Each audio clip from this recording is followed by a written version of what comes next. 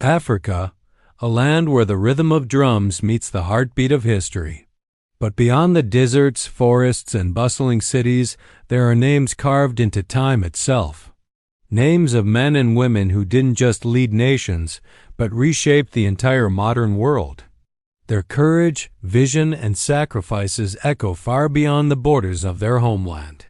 Today, we journey through the lives of 7 extraordinary Black African leaders, beginning with their untold struggles and the legacies they left behind.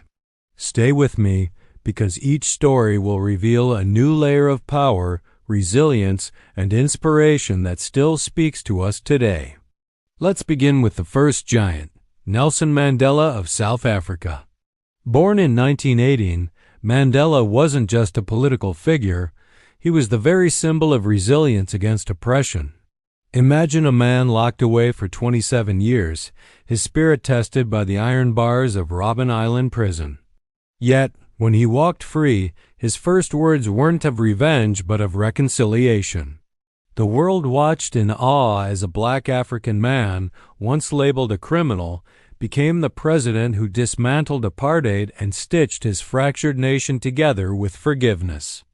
Mandela's leadership didn't just reshape South Africa.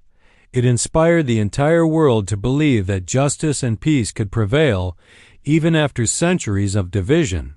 His story teaches us that true leadership is not about power, but about uniting people in love and dignity. Moving northward, we find Kwame Nkrumah of Ghana, a visionary whose dream was bigger than the borders of his own nation. When Ghana became the first sub-Saharan African country to gain independence in 1957, Nkrumah declared, "The independence of Ghana is meaningless unless it is linked with the total liberation of Africa." His words sent a wave of hope across the continent. Nkrumah didn't stop at political speeches. He built schools, industries, and infrastructure, laying the foundation for modernization. More importantly, he inspired other nations to rise against colonial chains.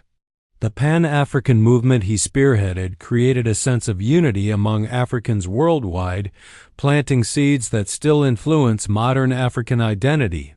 Nkrumah reminds us that vision is the spark that ignites a continent's rebirth. Next comes a woman of extraordinary courage, Ellen Johnson Sirleaf of Liberia, the first elected female head of state in Africa. At a time when women were often silenced, she rose above fear and prejudice, earning the title, Africa's Iron Lady. Sirleaf inherited a nation torn apart by years of civil war. Streets were littered with destruction, families broken by loss, and hope seemed far away. Yet, she rebuilt her country with determination, bringing peace, restoring schools, and reviving the economy. Her leadership proved that women are not just part of the conversation, they are the very force that can heal nations. In 2011, she won the Nobel Peace Prize, standing as a symbol of courage for every African girl who dreams of leading tomorrow. Sirleaf's story is a reminder that leadership is not confined to gender. It belongs to anyone who has the strength to rise in the face of despair. Now, let's cross into the story of Haile Selassie of Ethiopia, a leader whose influence reached far beyond Africa. To some, he was a reformer king. To others, a global icon of dignity. Ethiopia was one of the few African nations never colonized, and Selassie carried that pride into his reign. He modernized Ethiopia with schools, hospitals, and a stronger military, but his true impact came on the world stage. In 1936, when Mussolini's forces invaded Ethiopia, Selassie stood before the League of Nations and cried out against injustice. His voice echoed across continents, becoming a rallying call for oppressed people everywhere. He later became a cornerstone of the African Union, symbolizing unity and independence. To Rastafarians, he was more than a leader. He was divine. Selassie's story teaches us that a leader's influence can stretch far beyond their nation, becoming a light for millions across oceans. As we move forward, one cannot ignore Julius Nyerere of Tanzania. Known as Mwalimu, the teacher, He believed leadership was about educating, not ruling. After leading Tanganyika to independence and uniting it with Zanzibar to form Tanzania, Nyerere faced the challenge of nation-building in a land of diverse ethnic groups. Instead of dividing, he chose unity. He promoted Swahili as a national language, ensuring that millions of Tanzanians could speak as one people. His policy of Uchuma, African socialism, aimed to build equality and community, prioritizing human dignity over wealth. Though not every economic plan succeeded, his legacy of unity and education remains unshaken. Nyerere reminds us that a leader's true gift is in teaching his people to believe in themselves. Halfway through our journey, let's pause and reflect. These leaders were not perfect. They were human. They stumbled, they faced criticism, and they made mistakes. But what made them extraordinary was their ability to rise again, to choose the path of sacrifice when others would have chosen comfort. Mid-video CTA. If these stories inspire you, make sure to subscribe and share this video because Part 2 will reveal even more African leaders whose courage changed the world forever. Don't miss it. Stay with me till the end. Returning to our journey, the next towering figure is Patrice Lumumba of the Democratic Republic of Congo. His leadership burned brightly but tragically short. Lumumba was only 35 when he became the first Prime Minister of Congo after independence in 1960. His fiery speeches spoke of dignity, freedom, and African pride. But his defiance against Western control and his insistence on true sovereignty made him a target. Within a year, he was overthrown and assassinated. Yet, even in death, Lumumba's spirit became a beacon for African freedom movements. His story reminds us that sometimes a leader's life is cut short, but their voice continues to roar across generations. Finally, in Part 1, we must honor Thomas Sankara of Burkina Faso, often called the African Che Guevara. Young, bold, and unapologetically revolutionary, Sankara transformed Burkina Faso in just 4 years. He launched mass vaccination programs, advanced women's rights, promoted environmental protection, and urged Africans to embrace self-reliance rather than depend on foreign aid. His charisma electrified the youth, giving them hope for a new Africa. Tragically, he too was assassinated at just 37, but his ideas remain alive across the continent. Sankara's story is proof that even in a short time, a leader can plant seeds of change that outlast bullets. As Part 1 closes, we see a pattern. Each of these black African leaders carried the weight of their people on their shoulders, sometimes for decades, sometimes for only a few short years. Yet their courage and vision reshaped Africa's place in the modern world. From Mandela's forgiveness to Sankara's revolution, from Nkrumah's Pan-African dream to Sirleaf's resilience, these leaders carved out paths where none existed. Africa's story is not written in dust or silence. It is written in the voices of its leaders who dared to dream when the world doubted them. Part 1 introduced us to the giants of history: Mandela, Nkrumah, Sirleaf, Selassie, Nyerere, Lumumba, and Sankara, but their influence did not end with their lifetimes. Their legacies grew like roots under African soil, feeding generations that came after them. Our journey reveals how their vision shaped not only their nations but the entire modern world. Consider Nelson Mandela once again. His release from prison was not just a South African event, it was a global earthquake. Leaders from across the world flew to witness his inauguration. Streets filled with cheering crowds who had once been silenced. The image of a black African man, once condemned to a life sentence, now raising his hand as president, became a symbol of human resilience everywhere. Mandela taught the world that reconciliation could heal even the deepest wounds. His example influenced peace talks in Ireland, negotiations in the Middle East, and racial healing movements in America. He wasn't just a leader for South Africa, he became a teacher for humanity. His quiet dignity continues to whisper a truth. Forgiveness is not weakness. It is the strongest weapon a leader can hold. Then we look at Kwame Nkrumah's dream of Pan-Africanism.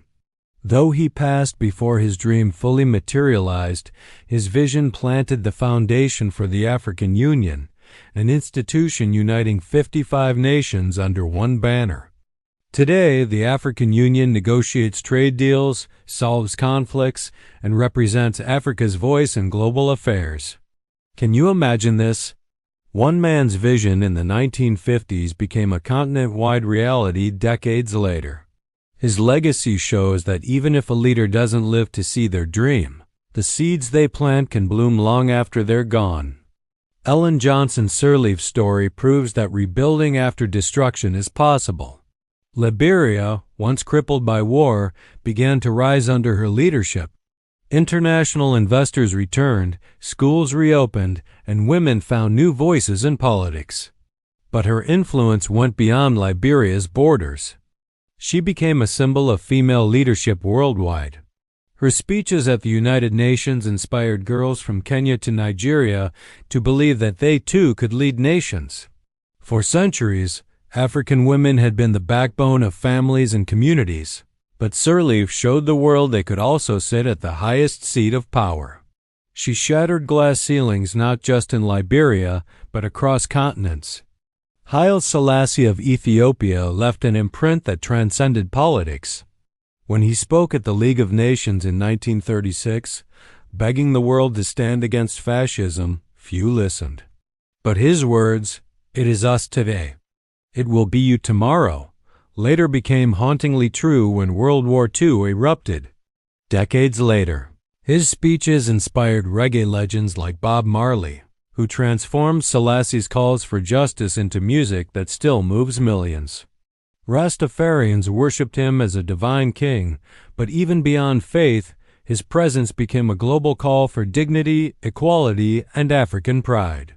Through music, culture, and diplomacy, Selassie shaped not just Ethiopia, but the entire modern consciousness of freedom. Julius Nyereri's legacy shines brightest in his lessons on unity. Tanzania remains one of the most stable nations in Africa today, and much of that stability comes from Nyereri's decision to unite people through Swahili and shared identity. Think of it. In a land of over 120 ethnic groups, he managed to weave them into one family. His vision of Uchama may not have turned Tanzania into an economic powerhouse, but it gave the nation peace. And peace is priceless. His life reminds us that a leader's greatest gift isn't always wealth, but harmony. In today's fractured world, Nyereri's teachings stand like a lighthouse, showing us the path to unity and diversity. Then there is Patrice Lumumba, whose life was cut short, but whose voice grew louder after death. His assassination was meant to silence him, but instead, it transformed him into a martyr. Across Africa, young leaders carried his torch, demanding true independence. His bravery influenced leaders in Angola, Mozambique, and even South Africa's freedom fighters. To this day, murals of Lumumba stand tall in African cities, and his words are taught in schools as a reminder that sovereignty is not negotiable. Lumumba's story is bittersweet. It shows the cost of leadership, but it also proves that ideas are bulletproof. And finally, Thomas Sankara, the revolutionary who lived fast and left too soon. His insistence on rejecting foreign aid and building African self-reliance was radical, but it planted a mindset that still resonates. Young Africans today, building startups and embracing innovation, often quote Sankara's speeches. He told his people, "He who feeds you, controls you." Decades later, those words remain a challenge to every African youth to rise, to innovate, to depend on themselves. Though assassinated at 37, Sankara's spirit is still alive in Africa's booming entrepreneurship and environmental movements. Together, these leaders form a mosaic of courage, vision, and sacrifice. They faced prisons, bullets, betrayals, and doubts, yet they never stopped dreaming. And those dreams continue to shape the modern world in politics, in music, in education, in culture. Pause for a moment and reflect. What connects Mandela's forgiveness, Nkrumah's vision, Sirleaf's courage, Selassie's dignity, Nyerere's unity, Lumumba's sacrifice, and Sankara's revolution? It is one truth that leadership is not about power, but about serving others and leaving behind a legacy greater than oneself. This is why their stories remain relevant today. When the world talks about democracy, they remember Mandela. When the world talks about African unity, they recall Nkrumah. When women rise to lead, they salute Sirleaf. When music calls for freedom, Selassie's words echo. When nations seek peace, Nyerere's lessons guide them. When young leaders demand sovereignty, Lumumba's fire burns within them. And when the youth push for independence of thought, Sankara smiles from history's pages. These are not just African stories, they are human stories. They remind us that one voice, no matter how small, can change the course of history. One act of courage can inspire millions. One dream, though mocked at first, can redefine the destiny of nations. As we close this journey, ask yourself, which of these leaders speaks to you the most? Which lesson resonates with your own struggles and dreams? Because in truth, leadership is not reserved for presidents or kings. Leadership is born the moment you choose to serve others, to rise above fear, and to fight for something greater than yourself. And that is the ultimate legacy of Africa's greatest leaders. Not that they ruled, but that they inspired. Inspired a continent, inspired the world. Inspired us.